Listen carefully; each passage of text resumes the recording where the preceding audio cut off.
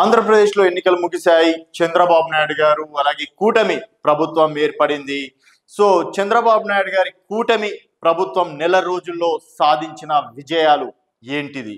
So గత ప్రభుత్వం చేసినటువంటి అరాచకాలకి ధీటుగా ఇటు కూటమి ప్రభుత్వం అలాగే చంద్రబాబు నాయుడు గారు నాలుగోసారి ముఖ్యమంత్రిగా తన మార్కును చూపిస్తున్నారని చెప్పేసి కూడా చెప్పుకోవచ్చు. సో మొత్తానికి నెల రోజుల్లో ఆంధ్రప్రదేశ్లో కూటమి సాధించినటువంటి విజయాలు ఏంటనేది ఒకసారి చూసుకుందాం.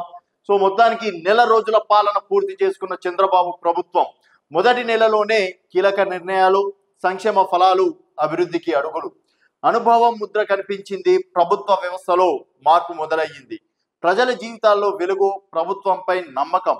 రాష్ట్రంలో అశాంతి లేదు, అధికార అహంకారానికి చోటు లేదు, ఆకృత్యాలకు స్థానం లేదు, హంగామా హడావుడి లేనే లేదు. Simple government, effective governance, CBN 4.0లో మరింత దూకుడు. అధికారం అంటే పదవి కాదు, బాధ్యతని చాటిని నిజమైన ప్రజా ప్రభుత్వం. సో మనం చూసుకున్నట్టయితే ముఖ్యమంత్రిగా కావచ్చు, మంత్రులు కూడా ప్రమాణ స్వీకారం చేశారు, కానీ ఎక్కడ ఆర్భాటాలకు వెళ్ళలేరు. చాలా సింపుల్ గా ప్రమాణ స్వీకారం చేసుకోవడం, తర్వాత ప్రమాణ స్వీకారం చేసిన నెక్స్ట్ మినిట్ నుంచే అధికారం పైన దృష్టి పెట్టారు. అసలు రాష్ట్ర బడ్జెట్ ఎంత ఉంది, ఇప్పుడు వరకు ఏ శాఖలకు ఎంతెంత అవినీతి జరిగింది, ఏ శాఖలలో ఇప్పుడు వరకు ప్రభుత్వం ఎంతవరకు కేటాయించింది అనే విషయాలపైన దృష్టి పెట్టడం, తర్వాత ప్రజలకు ఏం కావాలనే విషయాలను కూడా చర్చించినట్టు కూడా తెలుస్తుంది. అలాగే చంద్రబాబు నాయుడు గారు మాట ఇవ్వడం ఏంటంటే 4,000 రూపాయలు పెన్షన్ పెంచుతా అని చెప్పేసి అన్నారు. సో ఏప్రిల్, మే, జూన్ 3 నెలలకు కలిపి 7,000 రూపాయలు పెన్షన్ ఇచ్చిన ఘనత చంద్రబాబు నాయుడుది. మాట మీద నిలబడడం అంటే అదే అని చెప్పేసి కూడా చెప్పుకోవచ్చు. ఇక్కడ తెలంగాణలో కూడా వాగ్దానాలు చేశారు, 4,000 రూపాయలు పెన్షన్ ఇస్తా అన్నారు, బట్ ఇప్పటి వరకు అయితే ఇక్కడ అమలు కాలేదు. అదే చంద్రబాబు నాయుడు గారు 3 నెలల కలిపి కూడా 7,000 రూపాయలు ప్రతి ఒక్కరి దగ్గరికి వెళ్ళి, అర్హులైన వారి దగ్గరికి వెళ్ళి పెన్షన్లు ఇవ్వడం అనేది నిజంగా వారి పాలనకి అదొక మార్గ చెప్పుకోవచ్చు.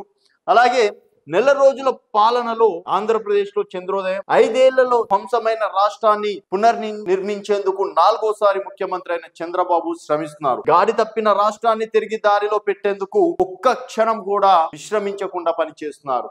నెల రోజుల పాలనలో తనదైన మార్క్ చూపిస్తూ నిర్వీర్యమైన వ్యవస్థలను సరిచేస్తున్నారు. ప్రభుత్వమే లేదు అనే పరిస్థితిని మార్చి ప్రజల్లో నమ్మకాన్ని కలిగిస్తున్నారు. నెల రోజుల పాలన పూర్తి చేసుకున్న చంద్రబాబు ప్రభుత్వం మొదటి నెలలోనే కీలక నిర్ణయాలు, సంక్షేమ ఫలాలు, అభివృద్ధికి అడుగులు వేసింది. అందులో భాగంగా ఇప్పటి వరకు ఆంధ్రప్రదేశ్ ప్రజలు ఇసుక జోలికి వెళ్ళాలంటే భయం ఉండే, అలాంటిది ఫ్రీ ఇసుకని కూడా చేసిన ఘనత చంద్రబాబు నాయుడు గారిది. సో అక్కడ ఇసుక రేట్లు పెరగడం వల్ల ఎంతో మంది కార్మికులు ఆంధ్రప్రదేశ్ను వదిలి ఇతర రాష్ట్రాలకు వలస వెళ్ళే పరిస్థితి ఏర్పడ్డది.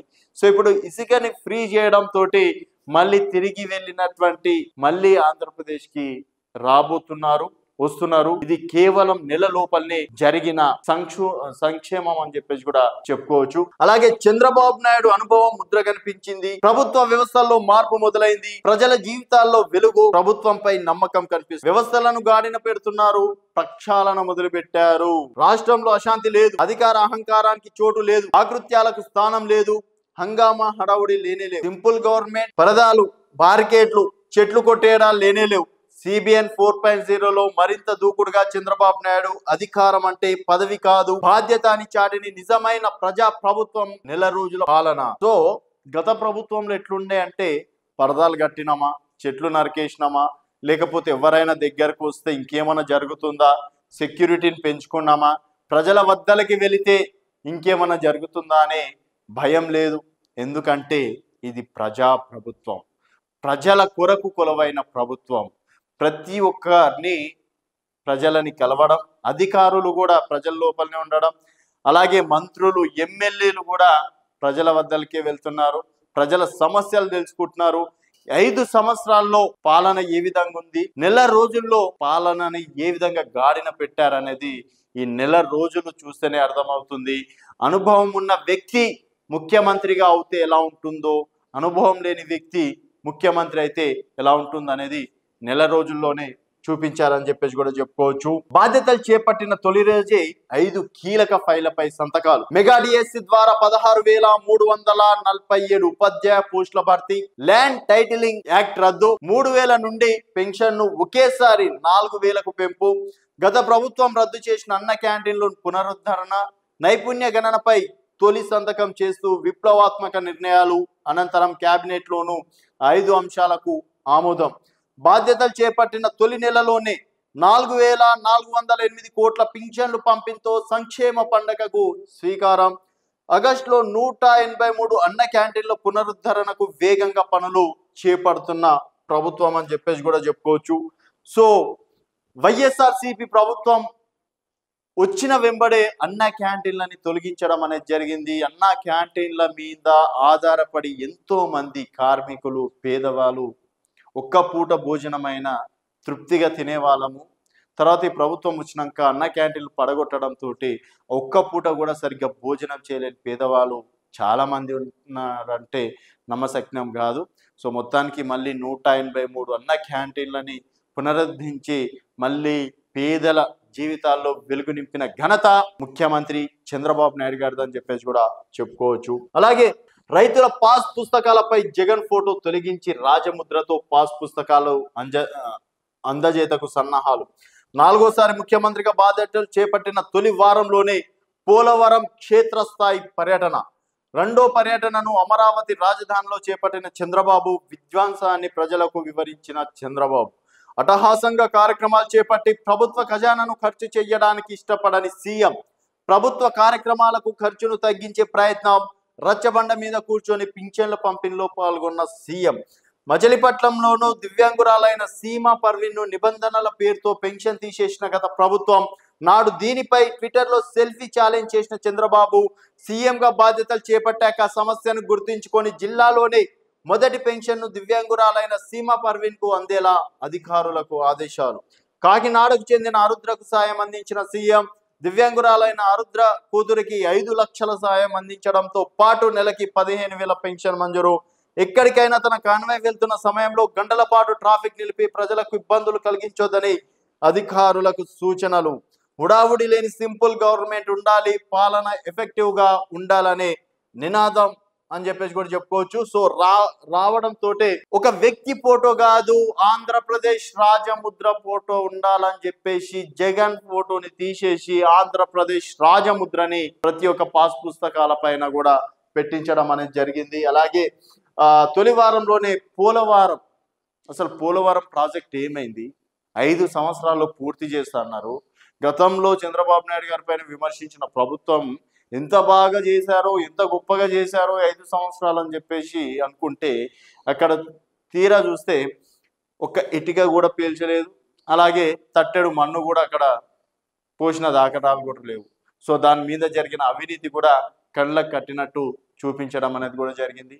ఒక సీఎం అయి ఉండి ఆఫీస్లోనే తన ఛాంబర్లో 4,000 పెన్షన్లు ఇచ్చేయనంటే కూడా ఇచ్చేస్తారు. 4,000 ఇచ్చినా కూడా తీసుకుంటారు జనాలు. అయినప్పటికీ 3 నెలలు లాస్ అయ్యారు, 1,000 రూపాయలు లాస్ అయ్యారు కాబట్టి 7,000 రూపాయలు ఇచ్చారు. అది కూడా ఒక సీఎం ఉండి ఒక పేదవారింటికి వెళ్ళి ఇవ్వడం అనేది కూడా జరిగింది. సో గత ప్రభుత్వంలో ట్రాఫిక్ ఆంక్షలు కూడా లేవు. సీఎం కాన్వే వెళ్తుందంటే అక్కడ ట్రాఫిక్ ఆంక్షలు విధిస్తున్నారా అనే అంటే జనాలు కూడా అనుకుంటున్నారు, ఓకే సీఎం కాన్వే వెళ్తుందా. ఇంతకుముందు సీఎం కాన్వే వస్తుంది, ట్రాఫిక్ ఆపాలి, గంటలు గంటలు ప్రజలు ట్రాఫిక్లో చిక్కుకోవాలి. 2-3 ఇన్సిడెంట్స్ కూడా జరిగినాయి. గర్భిణీ స్త్రీలకు కావచ్చు, ఇతర సంఘటనలు కూడా గత ప్రభుత్వంలో చూసినాం. బట్ ఇప్పుడైతే మొత్తానికి ఆ విషయంలో కొంతవరకు అదృష్టవంతరాల అంటే ఆంధ్రప్రదేశ్ మళ్ళీ సీఎంగా చంద్రబాబు నాయుడు గారు వచ్చినందుకు కొంతవేర ఆంధ్రప్రదేశ్కి ముప్పు తప్పిందని చెప్పేసి కూడా చెప్పుకోవచ్చు. అలాగే గాడి తప్పిన శాంతి భద్రతలపైన సీరియస్గా దృష్టి పెట్టిన సీఎం చంద్రబాబు నాయుడు. బాపట్ల జిల్లా చీరాల మండలం ఈపురుపాలెంలో మహిళ అత్యాచారం హత్య జరిగిన వెంటనే స్పందించి సీఎం నిందితులని 48 గంటల్లోనే పట్టుకోవాలని హోంమంత్రి డీజీపీకి ఆదేశాలు ఇచ్చిన సీఎం. 48 గంటల్లో నిందితులను అరెస్టు చేసిన పోలీసులు. అనకాపల్లిలో బాలికను చంపిన దుర్మార్గుడు అరెస్ట్, భయంతో ఆత్మహత్య. పోలీసింగ్ లో కనిపిస్తున్న మార్పు. అట్రాక్టెక్ సిమెంట్ కంపెనీ ప్రమాదంలో సీఎంఓ చొరవతో 50 లక్షల పరిహారం. అలాగే ఢిల్లీ పర్యటన సక్సెస్. సో ఢిల్లీ పర్యటన కూడా చేశారు. ఇప్పుడు ఎన్డీఏ కూటమిలో ఉన్నారు కాబట్టి 2 రోజుల పాటు ఢిల్లీలో పర్యటించి ప్రధానమంత్రి కేంద్ర మంత్రులను రాష్ట్రం ఎదుర్కొన్న సమస్యలను వివరణ, రాష్ట్రానికి రావాల్సిన ప్రాజెక్టులు, కేంద్రం నుండి అందాల్సిన సాయంపై కేంద్రంతో మాట్లాడిన సీఎం. గత సీఎం ఢిల్లీ పర్యటన సొంత పనుల కోసం, నేటి సీఎం ఢిల్లీ పర్యటన రాష్ట్ర ప్రయోజనాల కోసం. మరోవైపు వైసీపీ విధ్వంసంపై శ్వేతపత్రాలు విడుదల. గత ప్రభుత్వంలో విధ్వంసకరమైన 7 ముఖ్య శాఖలపై శ్వేతపత్రాలు విడుదల. ఇప్పటికే పోలవరం, అమరావతి, విద్యుత్ రంగంపై శ్వేతపత్రం విడుదల. 2 తెలుగు రాష్ట్రాల మధ్య పెండింగ్ లో సమస్యల పరిష్కారం పైన తొలి అడుగు వేసిన చంద్రబాబు. 2 రాష్ట్రాల మధ్య ఉన్న సమస్యలు పరిష్కరించుకుందుకు చర్చించేందుకు సీఎం రేవంత్ కు ఆహ్వానం. చంద్రబాబు ఆహ్వానంపై స్పందించి ప్రజాభవన్ లో ఇరు ముఖ్యమంత్రుల సమావేశం. చంద్రబాబు నాయుడు గారు 4 సార్లు సీఎం అయ్యారు. అనుభవంలో కూడా చాలా సీనియర్. అట్లాంటిది మొదటగా ఇక్కడ 2 తెలుగు రాష్ట్రాల సమస్యలు పరిష్కరించుకుందామని ఒక మెట్టు దిగి ఇక్కడ రేవంత్ రెడ్డి, తెలంగాణ సీఎం రేవంత్ రెడ్డికి లేఖ రాయడం అనేది జరిగింది. తర్వాత ఇరు రాష్ట్రాల పైన శాంతి భద్రతల విషయంలో కావచ్చు, కృష్ణా జలాల వాటాల పైన కావచ్చు, తర్వాత ఇక్కడ ఉన్న సమస్యల పైన కావచ్చు, ఇరు సీఎంలు కూడా చర్చించుకొని త్వరలో పరిష్కరిస్తామని చెప్పేసి కూడా చెప్పడం అనేది జరిగింది. సో ఇక్కడ కావాల్సింది హోదా. అలాగే నేను 4 సార్లు సీఎంని, మొదటగా వాళ్ళు పిలుస్తేనే మనం వెళ్దామని చెప్పేసి ఎక్కడ కూడా అనుకోలేదు. ఫస్ట్ సమస్యలు ఉన్నాయి కాబట్టి తనే తెలంగాణ సీఎంకి లేఖ రాయడం, తర్వాత తెలంగాణ సీఎం స్పందించడం, ఇద్దరి మధ్యలో కూడా భేటీ జరగడం అనేది కూడా జరిగింది. సో ఈ ఒక్క విషయంలో వారి యొక్క హుందాతనాన్ని అర్థం చేసుకోవచ్చు. అలాగే అన్నట్లుగానే ఉచిత ఇసుక విధానాన్ని పునరుద్ధరించిన సీఎం. గత ప్రభుత్వం ఇష్టరీతిన ఇసుక ధరలు పెంచడంతో కుదేలైన నిర్మాణ రంగం. ఉచిత ఇసుక విధానంతో నిర్మాణ కార్మికులు, నిర్మాణ రంగానికి ఊతమిచ్చిన చంద్రబాబు. కేవలం లోడింగ్ ఛార్జీలు మాత్రమే వసూలు చేసి ఇసుక పంపిణీ చేస్తున్న ప్రభుత్వం. పెట్టుబడులపై ముందడుగు కూడా వేశారు. ఎన్నికల్లో ఇచ్చిన హామీ మేరకు 5 ఏళ్లలో 20 లక్షల ఉద్యోగాలు లక్ష్యంగా అడుగులు. ఇప్పటికే సీఎం చంద్రబాబుతో పలువురు పారిశ్రామికవేత్తలు భేటీ. బీపీసీఎల్ ఏర్పాటుపై సీఎంతో సంస్థ ప్రతినిధులు భేటీ. 60,000 కోట్లతో పెట్రోల్ రిఫైనరీ ఏర్పాటుకు ప్రతిపాదనలు. విన్ ఫాస్ట్ అనే ఆటోమొబైల్ సంస్థతోనూ చర్చలు. పెట్టుబడుల కోసం ప్రయత్నాలు. పారిశ్రామికవేత్తల్లో నమ్మకం కలిగించేలా చర్యలు. ఇప్పటికే మొదలైన స్పందన. ఉత్తరాంధ్రకు ఊతమిచ్చే భోగపురం ఎయిర్పోర్ట్ నిర్మాణంపై ప్రత్యేక దృష్టి. 2026 ఎయిర్పోర్ట్ పూర్తి చేయడం ద్వారా ఆర్థిక కార్యకలాపాలు విస్తృతం చేసేలా ప్రణాళికలు. వైద్యం, తాగునీరు, రోడ్లు, ఆర్థిక, ఎక్సైజ్ పలు అంశాలపై మంత్రులు అధికారులతో నిరంతరం సమీక్షలు. మంత్రులని ఉరుగులు పెట్టిస్తున్న సీఎం. అయితే 70 సంవత్సరాలు అయిపోయింది, ఇంట్లో రెస్ట్ తీసుకోవాలని చెప్పేసి కూడా గత ప్రభుత్వంలో ఉన్న కీలక నేతలు కూడా మాట్లాడడం అనేది జరిగింది. బట్ ఇప్పుడు చూసుకున్నట్టయితే మళ్ళీ చంద్రబాబు నాయుడు గారు ఒక 30 సంవత్సరాలు ఏమైనా వయసు తగ్గారా అన్నట్టుగా ఇటు మంత్రులకి, ఎమ్మెల్యేలకి, అధికారులకు కూడా ఒక్క చోటు కూడా, ఒక్క నిమిషం కూడా రెస్ట్ లేకుండా పనిచేయాలని చెప్పేసి వీరు పరుగులు పెడితే వాళ్ళు అలసిపోతున్నారని చెప్పేసి కూడా చెప్పుకోవచ్చు. సో పరిపాలనకి వయసుతో సంబంధం లేదు అని మరోసారి చాటి చెప్పిన ఘనత చంద్రబాబు నాయుడు గారికి దక్కుతుందని చెప్పేసి కూడా చెప్పుకోవచ్చు. అలాగే పార్టీ క్యాడర్ కు కూడా భరోసా ఇచ్చారు. పార్టీ కోసం పోరాటం చేసిన క్యాడర్ కు భరోసా. ప్రతి శనివారం పార్టీ కార్యక్రమానికి చంద్రబాబు. పార్టీ విజయం కోసం కష్టపడి పనిచేసిన కార్యకర్తలకు తగిన గుర్తింపునిచ్చేందుకు విస్తృత కసరత్తు. నామినేటెడ్ పదవులపైన కసరత్తు మొదలుపెట్టిన సీఎం చంద్రబాబు. సామాజిక న్యాయానికి పెద్దపీట. బీసీలకు పార్టీలో గౌరవం. రాష్ట్ర అధ్యక్షుడిగా, స్పీకర్ గా మొదటి 3 నెలల్లో నామినేట్ పోస్టులు భర్తీ చేయాలనే ఆలోచనలో పార్టీ అధిష్టానం. పార్టీ కేంద్ర కార్యాలయం గన్నవరం పార్టీ ఆఫీస్ పై దాడి చేసిన వారిని అరెస్టు చేసిన పోలీసులు. అక్రమంగా కడుతున్న వైసీపీ కార్యాలయం కూల్చివేత. ప్రభుత్వ స్థలాన్ని కాపాడిన కూటమి ప్రభుత్వం. జగన్ తో అంటగాగిన అధికారులను దూరంగా పెడుతున్న సీఎం. మద్యం, ఇసుక, మైనింగ్ వ్యవహారాల్లోనూ చర్యలకు శ్రీకారం. దర్యాప్తు మొదలు. గతానికి భిన్నంగా వేగవంతమైన నిర్ణయాలతో దూసుకెళ్తున్న సీఎం. సో ఒక అనుభవం ఉన్న వ్యక్తిని మరోసారి సీఎంగా ఎన్నుకుంటే ఎన్ని లాభాలు అనేది ఇప్పుడు ఆంధ్రప్రదేశ్ ప్రజలు చూస్తున్నారు. అమరావతి విషయంలో అంటే చాలా ఫన్నీ జోక్స్ వేసేటోళ్ళు. అసలు ఆంధ్రప్రదేశ్కి రాజధాని ఉందా, ఆంధ్రప్రదేశ్ అంటే రాజధాని లేని రాష్ట్రం ఏదైనా ఉందా అంటే అది ఆంధ్రప్రదేశే అన్న విధంగా కొంతమంది వెటకారంగా కూడా మాట్లాడుకునే రోజుల్లో ఈరోజు మళ్ళీ అమరావతి రాజధానికి పునర్జీవం పోసారని చెప్పేసి కూడా చెప్పుకోవచ్చు. వచ్చిన నెల లోపలనే అమరావతి రూపురేఖలు కూడా మార్చిన ఘనత చంద్రబాబు నాయుడు గారిది.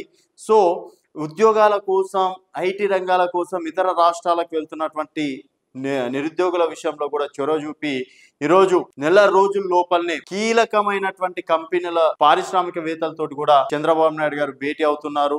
ఎయిర్పోర్ట్ విషయంలో కావచ్చు, రైల్వేస్ విషయంలో కావచ్చు, రాష్ట్రానికి రావాల్సిన నిధుల విషయంలో కావచ్చు, ప్రతి ఒక్కటి కూడా ప్రధానమంత్రిని కావచ్చు, కేంద్ర మంత్రులను కలిసి కూడా రాష్ట్ర పరిస్థితులను వివరించి రాష్ట్రానికి కావాల్సిన నిధులు తెచ్చేందుకు కూడా ఆ విషయంలో కూడా చంద్రబాబు నాయుడు గారు సక్సెస్ అవుతున్నారు. సో ఒక అనుభవం ఉన్న వ్యక్తికి రాష్ట్ర పగ్గాలు మరొకసారి ఇస్తే రాష్ట్ర అభివృద్ధి ఏ విధంగా సాగుతుందో అని మరోసారి నిరూపించుకున్నటువంటి నేత చంద్రబాబు నాయుడు గారు. సో మొత్తానికి నెల రోజుల పాలన అనేది ఆంధ్రప్రదేశ్కి గత ప్రభుత్వం కన్నా చాలా వరకు లాభసాటిగా ఉందని చెప్పేసి కూడా చెప్పుకోవచ్చు. నెల రోజుల్లోనే పరిపాలన ఇంత అద్భుతంగా ఉంటే ఇంకా 5 సంవత్సరాల లోపల ఆంధ్రప్రదేశ్ రూపురేఖలు 5 సంవత్సరాల్లో ఆంధ్రప్రదేశ్ రూపురేఖలు మారడం ఖాయంగా అని చెప్పేసి కూడా